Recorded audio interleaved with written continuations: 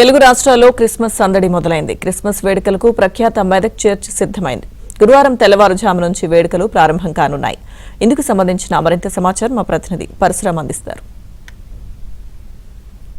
యేసుక్రీస్తు జన్మదినాన్ని పురస్కరించుకొని గురువారం జరిగే క్రిస్మస్ వేడుకలకు ప్రఖ్యాత మెదక్ చర్చ్ ముస్తాబైంది.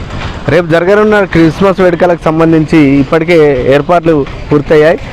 రేపు ఉదయం 4:30 గంటల నుంచి వేడుకలు జరగనున్నాయి. ఉదయం 4:30 గంటలకు తొలి ఆరాధనతో శిలువ ఊరేగింపు జరిగిన తర్వాత తొలి ఆరాధన వేడుకలు జరుగుతాయి. ఆ తర్వాత ఉదయం 9:30 గంటలకు కూడా మరో ఆరాధన వేడుకలు జరుగుతాయి.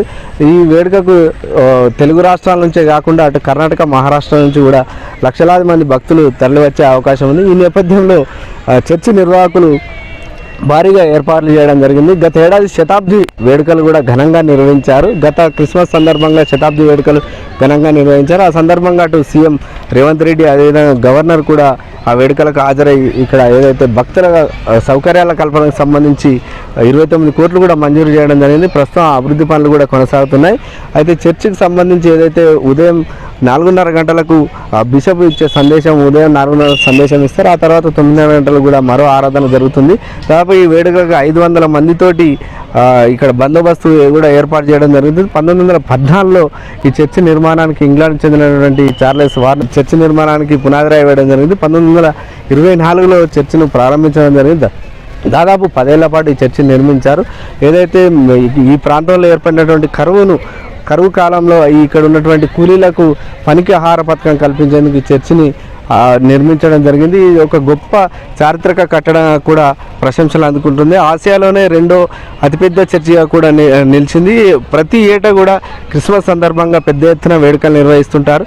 దాదాపుగా 5 లక్షల నుంచి కూడా 10 లక్షల మంది ఈ వేడుకలకు హాజరవుతారని చెప్పి అంచనాలు వేస్తున్నారు. క్రీస్తు జీవితంలోని 3 ప్రధాన ఘట్టాలను తెలిపే ఇక్కడ ఈ తూర్తాలను కూడా చర్చిలో ప్రధానంగా హైలైట్ చేస్తూ నిర్మించడం జరిగింది. అదేవిధంగా దాదాపు ఐరోపా అయితే గోతిక్ స్టైల్లో వీటి నిర్మాణం ఉంటుంది. ప్రత్యేక ఆకర్షణగా దాదాపు ఈ ఏరియాలో మెదక్ ప్రాంతానికి సంబంధించి పర్యాటక ఆకర్షణ కేంద్రంగా చర్చ్ విలసిల్లుతోంది. అయితే క్రిస్మస్ వేడుకలకు సంబంధించి దాదాపుగా వారం నుంచి 10 రోజుల పాటు కూడా పెద్ద ఎత్తున భక్తులు తరలివస్తుంటారు.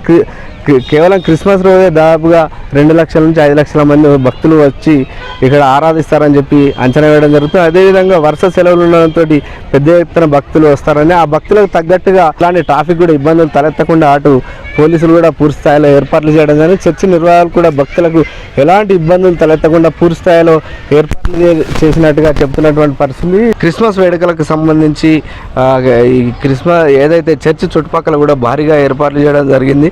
క్రిస్మస్ ట్రీలు ఏర్పాటు చేశారు. అదేవిధంగా శాంతాక్లాజ్ రంగురంగుల విద్యుత్ దీపాలతో అలంకరణ చేయడానికి చూసేందుకు కూడా పెద్ద ఎత్తున పర్యాటకులు వస్తున్నటువంటి పరిస్థితి. మొత్తానికి క్రిస్మస్ పురస్కరించుకొని ఏదైతే మెదక్ చర్చ్ ప్రాంగణం అంతా కూడా చాలా ఆహ్లాదంగా తయారు చేయడం అనేది క్రిస్మస్ ట్రీలు ఏర్పాటు చేశారు. అదేవిధంగా శాంతాక్లాజ్ రంగురంగుల విద్యుత్ దీపాలు ఇక్కడ ప్రత్యేక ఆకర్షణగా ఉన్నాయి.